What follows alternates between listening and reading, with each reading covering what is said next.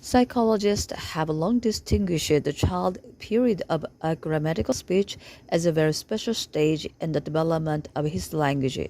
Indeed, the lack of grammatical forms in speech is a clear sign that a child's linguistic thinking and naming behavior fails to take account of the associations and relations among objects and phenomena, insofar as it is precisely grammatical forms that are used to express these associations and relations. This is why when subordinate clauses appear in a child's speech, that is, when he enters, stirs the first and highest phases in speech development, it can be assumed that the child has already mastered the very complex relationship among various phenomena.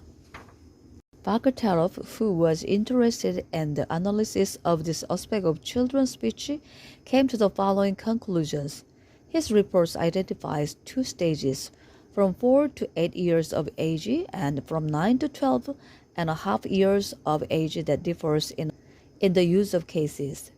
This report shows how as the children develops, his use of oblique cases increases, clearly indicating that he is moving into a stage where he understands the relationship that grammatically oblique cases express.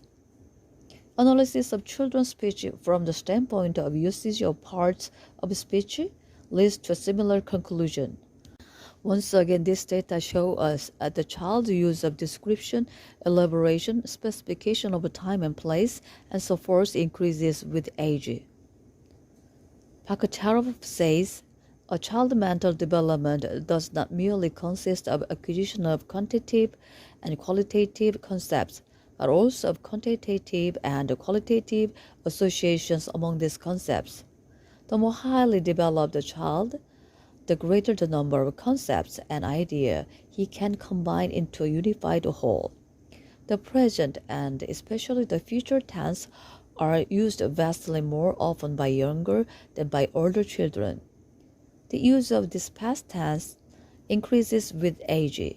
The younger the child, evidently, the more he focuses on the anticipated, foreseen, and desired, and also on the living and immediate present.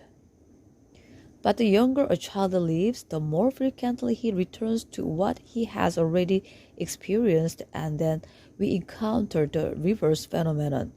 Fewer utterances are in the present and future than in the past.